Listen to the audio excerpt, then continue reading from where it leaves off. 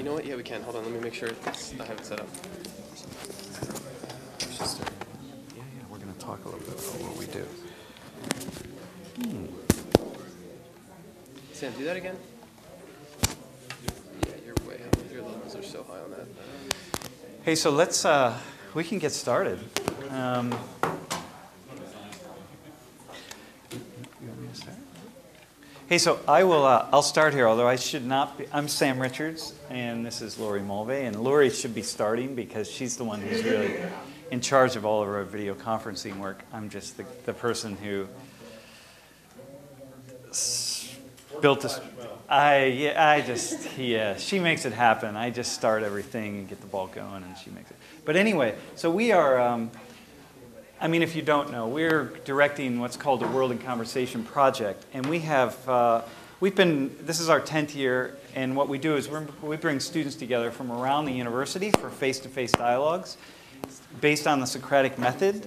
And so we don't tell people what to think and how to think, but really just get people to answer questions that maybe they haven't thought of before. And it's all face-to-face with two facilitators, always two facilitators, that are undergraduate students, highly trained, amazing, great at asking questions, not interested in finding particular answers. So it's very different. When you think of what we started off as the Race Relations Project, looking at race relations, but we moved to gender, we moved to alcohol dialogues, international dialogues, what else? And then we started this West Meets Middle East initiative. And initially what it was, and what we still do, is we have a cohort of Middle Eastern, Arab Muslim students from Middle Eastern countries, and we put them together with with Penn State students not of Middle Eastern ancestry for face-to-face dialogues. So there'll be 4 Middle Eastern students and 5 American students, or Penn State American students.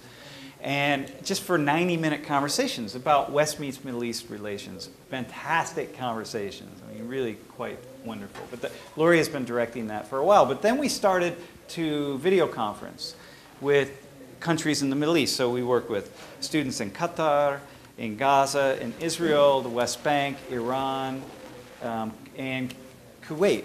And these students are from Kuwait. That's who we'll be talking to today. It's a live dialogue, the real deal.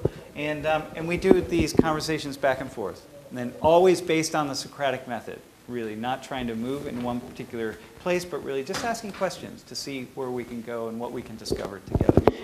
I think it's important to understand, too, that when we say not the Socratic method, not trying to move in one particular place, what we mean really is that the facilitators are not directing where the conversation is going. They're following the people in the room who really are looking for answers and really are looking for what is the truth. So that's still happening, but it's just not directed by the facilitators or the conversation leaders. And that's really important because there are definitely things that are learned and understood through the process. But coming from the people in the process. I don't know if I should talk about today. Yeah, say a couple things about today. There's Ibrahim. No, we're on. Hi. Hello. So Ibrahim Adzani is the director of the Aware Center in Kuwait, and he is our partner who has helped us to develop these dialogues this year. So this is our second semester, finishing our second semester working with the Aware Center.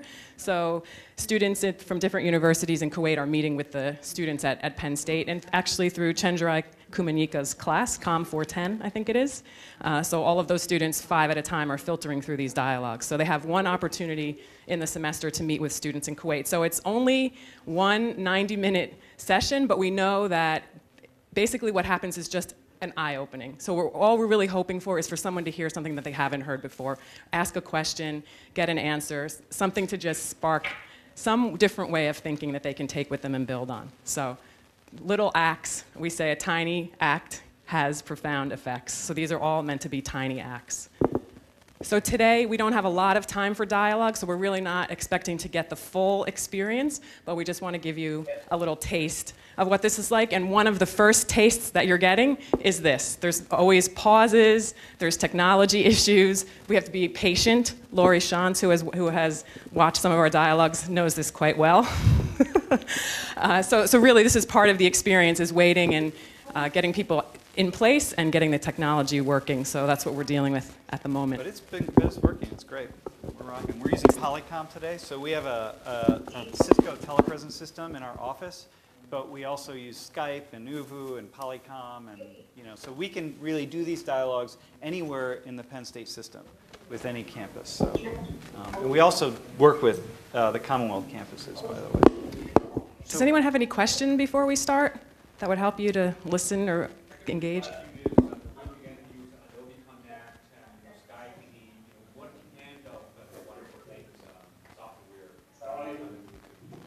We could use Adobe Connect. Any of them we can use. We'll use Polycom just because we get the fastest connection, the easiest connection. We go through the Penn State Bridge, and we live stream. In fact, we're going to live stream today. So you can watch. A lot of our dialogues, anybody can watch them. In fact, we have people tuning in from different parts of the world watching some of the dialogues that we have going. So, so we're sort of in the beginning stage of blowing this open in some new ways. So we could use any of it. But one more thing I want to add is we're also trying to work with, when we create dialogues, I think the best dialogues are in places where people feel safe to say whatever they want to say and to make mistakes and to be vulnerable. And these are the ways that dialogue really matters. And so live streaming and tweeting during dialogues and all these things that we're working with and playing with on some level are challenging those notions. And so we're really trying to figure out not only the technology, but how to actually have conversations in these kinds of spaces. So that's another thing that we're really working a lot with. So we'll see how that goes today. So cool. So let's start. Let's jump in.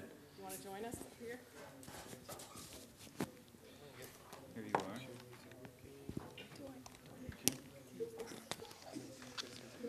Do you want?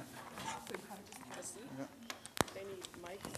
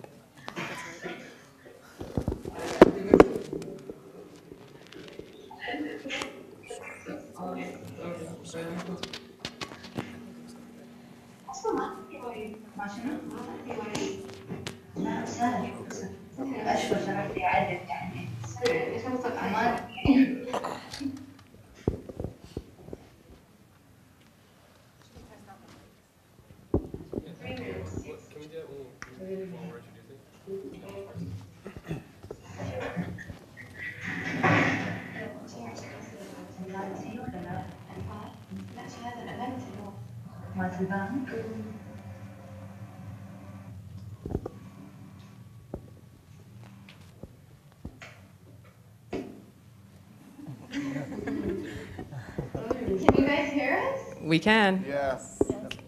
Can you hear us? Is the sound okay, Mafaz?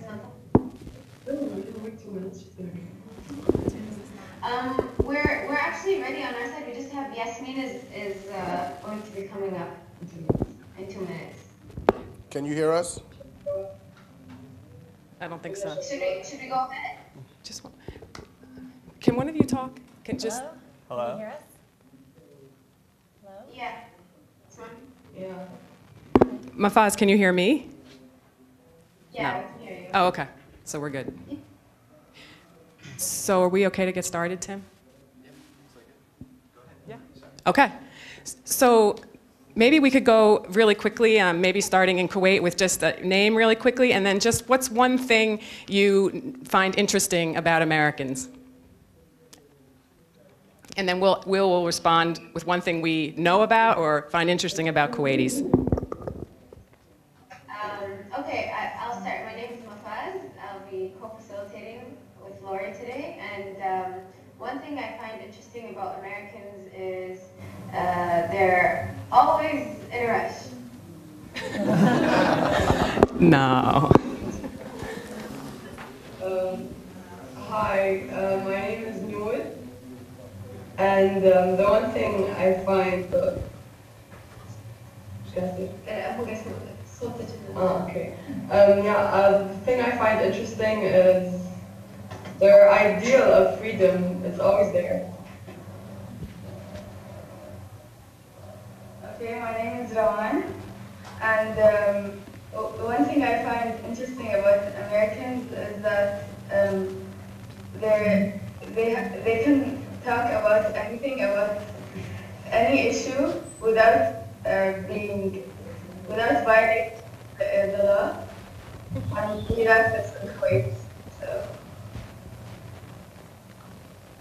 Hi, my name is Shayma, and something I find interesting. It's just that you're always open, you're just out there, and you're not afraid to try something new or do anything new. You like to experience stuff, so that's cool. Thank you. So for Americans, just your name and something either interesting about people from Kuwait or Arabs in general, or just something you're curious about. Okay, I'll start. My name is Anne, and I don't know very much about Kuwait. I guess we think of a lot of Arab countries as being very mysterious to American culture. Hi, my name's Justin, and I guess just kind of comparing like your culture to American culture and seeing how different it is pretty interesting. My name's Mike, and the thing I find probably most interesting, I find Kuwaitis, especially that I've met in the past, are much more globally aware than most Americans. They seem to be more in touch with what's going on in the rest of the world than we are. My name is Chinjarai, and what I find interesting is that Kuwait seems like it sits in the middle of so many different kinds of politics. Politics of the different countries in the region, as well as politics of wealth, because Kuwait seems like a country that has a tremendous amount of wealth. So just to imagine what it's like to live in a situation like that is very interesting for me. And I'm Lori, and one thing I have found interesting is learning that a lot of Kuwaitis haven't met a lot of people from Saudi who are their next door neighbors. That was kind of a big surprise to me. So I'm kind of curious from what we've heard, just these tiny little introductions, what have either the Americans or the folks from Kuwait heard that you'd like to hear more about or say more about? What did you hear from what they said that you want to say more about or question? Or likewise, you guys can. On both sides, so on there. Well, I'm just going to ask here, you heard of the last gentleman mentioned about wealth, and that's something that's sort of known about Kuwait. Does that make you comfortable that that's what Kuwait is known for? Or how do you feel about that? Personally, it makes me uncomfortable because I know our wealth is not being used properly, if I can say that. Like, we can be so much more productive than what we actually do with our money. And it's the complete opposite of being productive with the money that we have. Can you give us an example of that, Noor?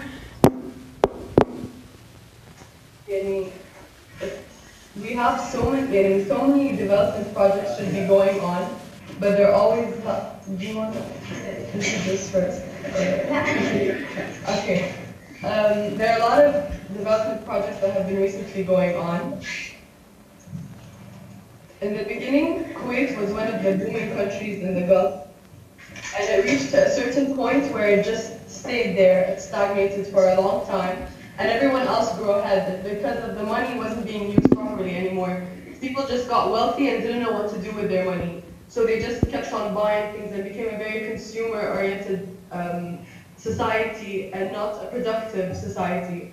Most of the income that our country makes is spent on salaries for people that work in governments, and these people don't even go to their jobs, and they slack, and they don't do good. They just go there because they're getting paid, and no one punishes them for it or penalizes them for doing this. And they ask for raises, which is even more crazy, so it's just... I'm curious how other people in Kuwait think about what you're saying, how much agreement or disagreement there is with what you're sharing. her. However, it's good to know that people know that Kuwait is a wealthy country, and I mean, because I was taught by American teachers, and they used to tell us that whenever they tell their families and friends that they're going to live in Kuwait, they would say, do they live in tents or do they go to schools with camels? So that's a good thing that you said that Kuwait is a wealthy country, and we actually drive cars to our schools. So what she said is 100% true. It's really sad for us, especially this generation, is that there is nothing we can do at this point to change what's going on with our government and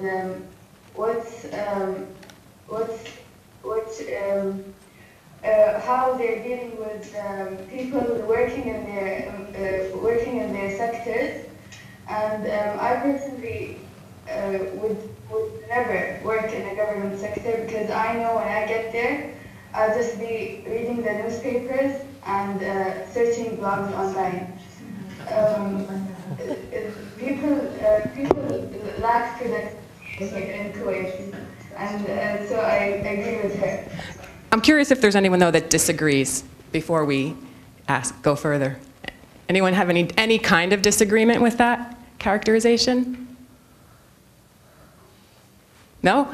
Full agreement. This is so what are you guys hearing, Americans? What are you hearing from what you're... I'm just very surprised at how forthcoming you were in sharing that. I guess when I think of Arab countries, sometimes I think of like government control and censorship of ideas and thoughts, and it's a stereotype that I think is fairly common in this country. So I appreciated what you had to say. So what part of it specifically was a surprise or different than you expected? I guess just thinking about the government in particular. I feel kind of uncomfortable even talking about this because I feel this fear that I might say something. Yeah, I think the way that you've talked about the government and your feelings of not having a tremendous amount of control and things at times, surprising to me that you would say that. I mean, I'm happy to hear the honesty in that. And thanks for sharing your discomfort, too. I'm sure you're not alone. I have a question. When I talk to people from Kuwait, I get a mixed impression that I'm hoping you can help me understand. On one hand, they sound like they have some of the same perspectives that professors have here, which is, after talking to a lot of students, that Americans tend to be very narrow-minded, focused on their own interests, thinking about the rest of the world, when in the rare times when they do think about the rest of the world, thinking about it through very narrow lenses. And so some Kuwaiti people I'll talk to will have that impression of Americans, but then simultaneously, they also have a very idealistic impression, which is like what you expressed earlier. Americans are full of freedom, Americans are full of hope. So when I hear the latter impression of Americans being full of freedom, able to criticize the government, sometimes I wonder if people in Kuwait idealize America, but then when we talk about like the stereotypes, they show the other side. So how can both of those things exist at the same time? I think it's been changing since, especially for the people in our generation, like we, the youth, the 20s and 30s. I believe we do not have this very idealistic impression or perception of the U.S. We had this discussion in one of our earlier conversations, and we said that our kind of amazement about the American life and American dream is gradually changing, not only due to as in our perception and the perception of many of us, not only because we see that the American foreign policies are very biased, however, because of our awareness of the other sides of American life, socially, spiritually, morally, probably sometimes. So I don't think we do have this a huge, if I may say, disbalanced admiration for the American culture. I mean, it's normal that each culture has its advantages, disadvantages, or bright sides and dark sides. I think it's a more balanced perception today.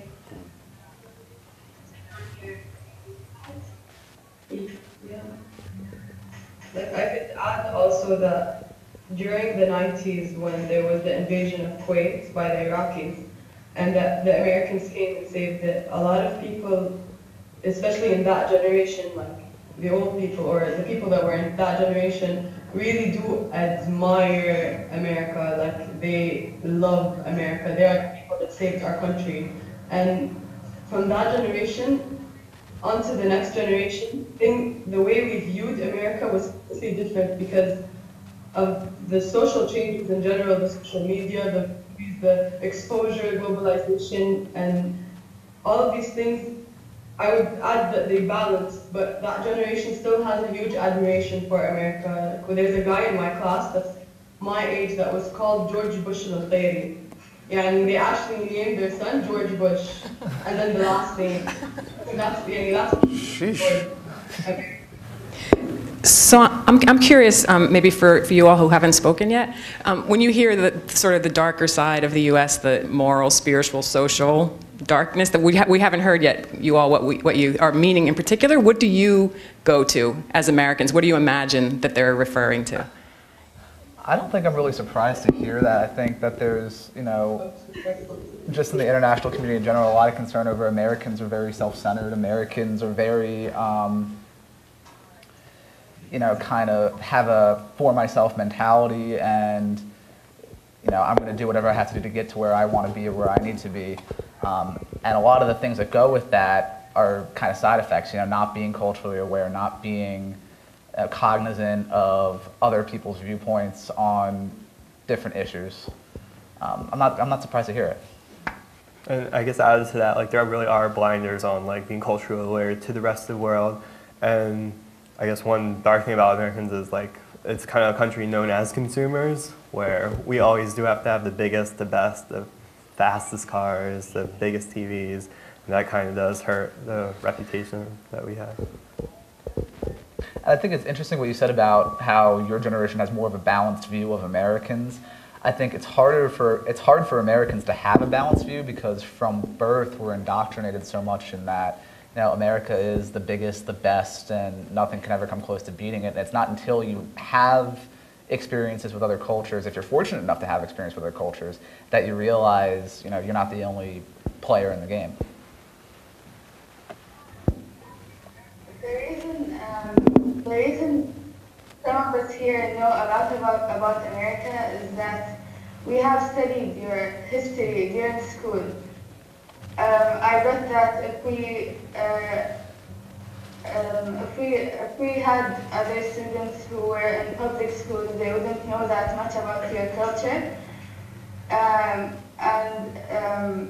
that's why I personally believe that you're ruling the world. America is ruling the world. So why not be self-centered?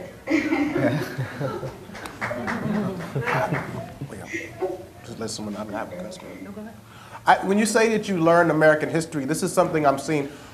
Because I teach international communications, and in that class, I teach a little bit of history.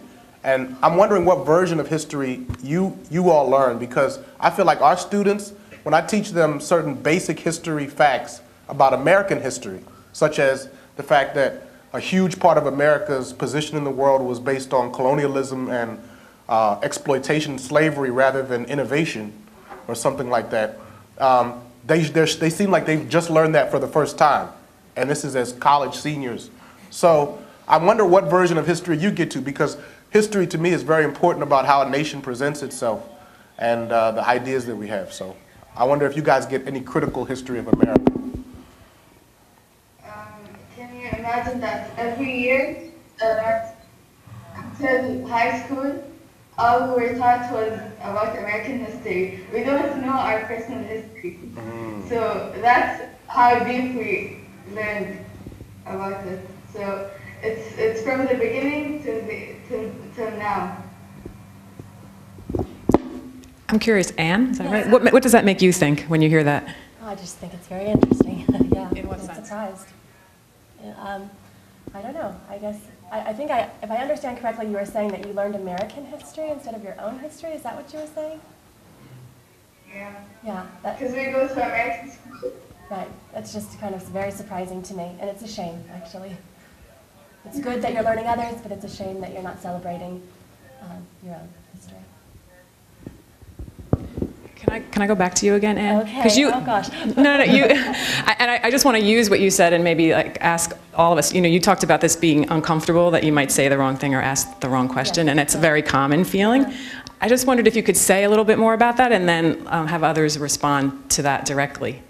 Yeah, I guess I just, since I don't know your culture as well as perhaps, certainly as well as I know my own, or that I even know of other cultures in the world, I'm just so fearful that I'll say something that is offensive to you, or I'll publicly display my ignorance about what I should know about Kuwaiti culture. So yeah, that's just my fear, I guess. And you're shaking your heads.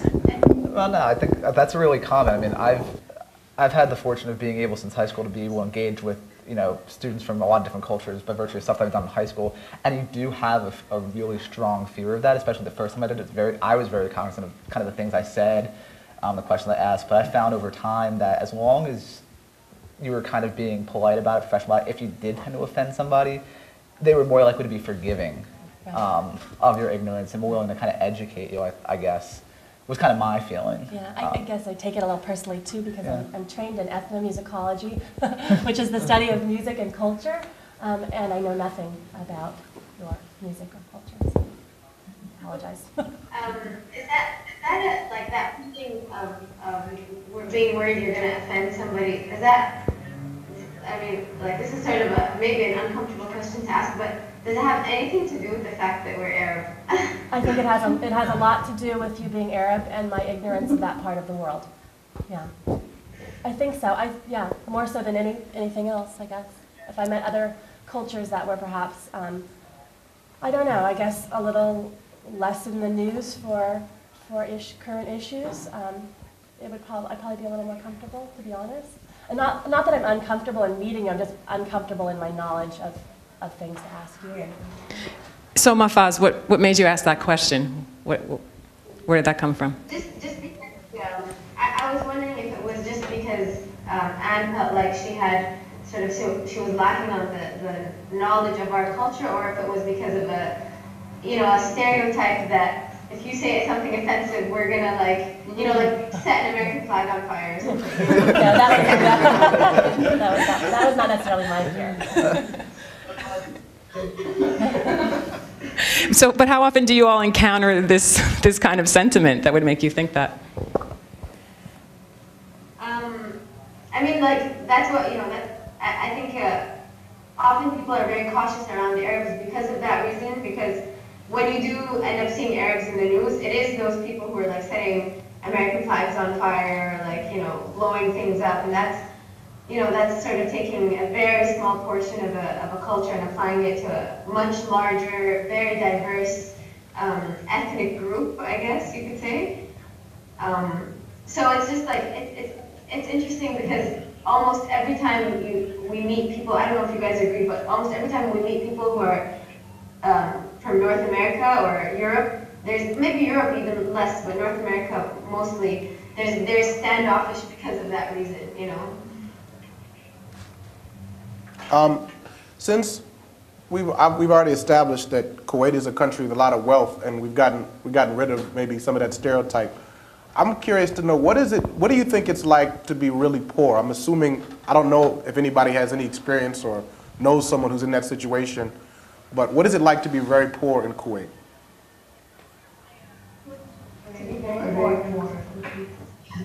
There are places that Kuwaitis don't even know exist, where they're the poorest people in the world, and it's so sad.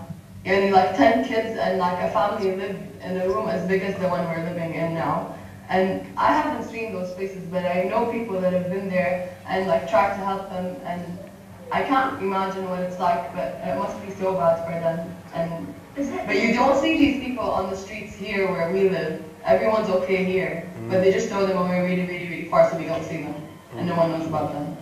Are there Kuwaitis who live like this? Kuwaitis, yeah. Kuwaitis and Bedoons and people that don't have papers. They're not Kuwaitis and they're just nomads. They have no place.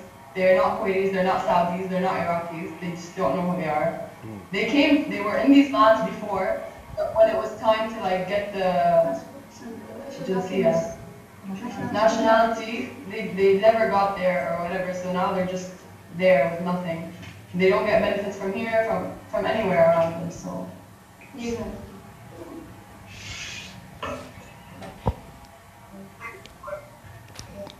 Can I, are you about to speak? Was there someone that was going to speak? There are poor people in Kuwait, but the majority affords living In a decent because the government provides homes for those who can't afford to buy their own, and basically the government just provides a lot of things for Kuwaitis. Healthcare is free, schools are free. And so, because we were, because we were, all of us, I think we were in private schools, so we don't, we didn't experience those people. We don't see them on a daily basis. Maybe when we, I'm now in Kuwait University, which is a government school. You see a lot of people that are poor. And but what is poor by Kuwaiti standards? That's a good question. Even if we don't pay for going to school, we get paid as being students. We get salaries monthly. So some people rely on the salary and can live. And as students, we get our own salaries from the government. Yeah. Wow. Which I believe is spoiling our generation. But that's why we don't see poor people. That's a. I don't know what's happening. Oh, there we go. Got a mic. First of all, this Penn State students to know that they could get paid to go to school is just a completely different world. This is something we need to talk a lot more about, actually. Actually, though, I want to pause us right here, even though I know this is strange to just kind of stop what we're talking about. But because we do have an audience that's listening in on the conversation, I want to give us, and this audience also have a lot of investment in the university and teaching and using these kinds of tools and technologies to do other work in their fields. I want to give them the opportunity to talk to you guys who are in the conversation and you all in Kuwait about what having these conversations is like for you. And those of you in Kuwait have been in many of these, so you may have a little more to say about that. But so I'd like to give you all the opportunity to ask questions and to be a part of this conversation, if you all would be willing to join us in that. You have questions? So I'm going to give you the mic.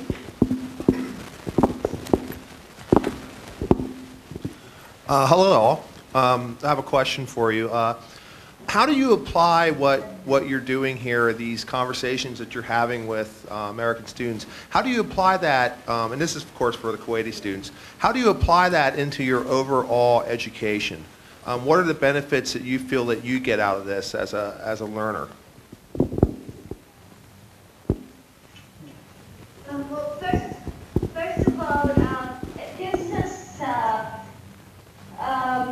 very important value, which is a tolerance or even acceptance and celebration of diversity. Many of us here, I mean, in Kuwait, most of the population is expats, not only Kuwaitis. I mean, probably Kuwaitis are 30 to 40% of the population in Kuwait. The second thing is that many of us pursue their higher education abroad. So when we have such experiences talking to people from the West, we tend to, first of all, form a proper perception or a clearer perception about those who are somehow different, at least culturally. And second of all, it gives us this confidence to be able to express ourselves and be comfortable with with the fact that we are different. It has a huge addition to the character, to you as a human being, I think. Thank you. Another question? Probably more a comment, but feel free to respond. From our view, the gal at the end of the table in the gray and white, you made a comment earlier that if we are the greatest, strongest, whatever the words were that you used, nation in the world, why not be self-interested or proud of that? And I guess the concept that I get here in our country is that there's a lot of shame that's being put on us for who we are, who we've been, and I think that's unfortunate. I'm proud of what our country has been over the course of history, and I think that a lot of people do tend to learn to be ashamed of America and what she has stood for. There's some good history and there's some very unfortunate history, no doubt, but by and large, it seems to me that when it comes to history, I have a great appreciation for what you guys are learning, and I think I wish here in our country we were getting more of that version of history, as one of our students brought up a little earlier. Thank you. That would be a huge conversation we could have right, right there. Other questions about using this medium? Good morning. I'd like to make a comment which follows up a little bit on the last gentleman, and a question actually first for the Kuwaiti students to answer, those of you who would like to, and then I'd like to hear the American students' perspective as well. One of the Kuwaiti ladies mentioned that every country has its good points and its bad points, and you were forthcoming in mentioning positive things and negative things in your own country. It seems like you have a very balanced view. The Kuwaitis have a balanced view of Kuwait.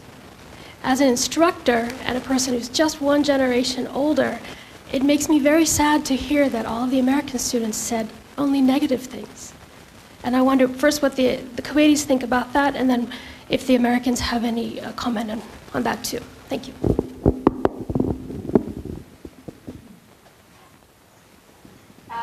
Sorry, Lori? Yes. Yes. So was the question that sort of we have a more balanced view of Kuwait, whereas the American students were saying more negative things about America? Yes. And what do you think about that, and what do Americans think about that? Well, I think they probably tended to say negative things about America because they know that we have this very, generally speaking, the world has a very positive perception, the U.S., in terms of, the technology and other advancements. So they probably focused on talking about some of the negativities more than the positives about the American culture due to this. That's in my perception. Yeah, it's probably like, I feel like it might be on our side, like it was mentioned before, we have a more broad perspective of the world because of the fact that, we're a very small country, and our significance on the global, politics stage is not as big as the U.S. role. So for us, we do have interest in what's happening in Latin America, and what's happening in Africa, and what's happening in, further parts of Asia. It is of interest to us. So more balanced view of the world and ourselves, whereas maybe because the people in the room over there, in the U.S. are educated, it's, you guys are making it from a more skeptical perspective about yourselves because of the fact that you know that I feel like you guys know that most Americans have a skewed perspective of what America is in the world, and you guys don't, and maybe you're trying to get that across. I don't know, now we're just analyzing, but that's how. Thanks. And we're just going to take a few comments from you all in response to that, and then we're going to end, because I know we're just about out of time. Right? Okay. You guys want to say anything about that? I like the phrase skeptical, because I think that's probably a good way to describe it. I feel like it's not so much negativity that American students have towards it. It's just I think some of us are very aware, I know I'm personally very aware that our educations were very American-centric and very U.S.-centric, and we were taught to be very U.S. positive. And for some people, that wasn't a problem. They were able to go out and kind of broaden their own worldviews in and of themselves. But for others, they get that kind of U.S.-centric worldview taught to them, and that's what they're stuck with for the rest of their lives. I just want to say, to me, an example of some of the negativity in American culture, to me, is the tendency that when people point out things that they probably could substantiate with evidence, like narrow-mindedness or talking about the history or the exploitation in America's history, which I don't see as negative or characterizing negative. It's just factual and something that could be sustained. When you just present that information, if it doesn't reinforce the narrative that Americans want to tell, sometimes they'll characterize that, oh, you're beating up on America, you're feeling ashamed of America. I didn't, in my comments, and I don't think anybody necessarily used the word, there was some word about shame being used as we all faced our own ignorance about Kuwait. But again, that's factual. So I think there's a way in which Americans sometimes want to tell a particular narrative, and when we present information, whether it's truthful or not, that goes against that narrative, it's then seen as hating on America. I actually see it as seeing America more clearly. So. Any other comment before we? I love this country. Very happy to be here. I don't know. Feel privileged. Do we want one final thing? I mean, we can keep going a few minutes. I mean, we have time. So if you need to leave, you can leave. But otherwise, let's continue some dialogue. Yes. I don't know that we can just. No, we can't do that. Sorry. No, I think we need to say we're going to have one more. If you want to have one more comment, we can do that. But we can't just. Okay, let's do that.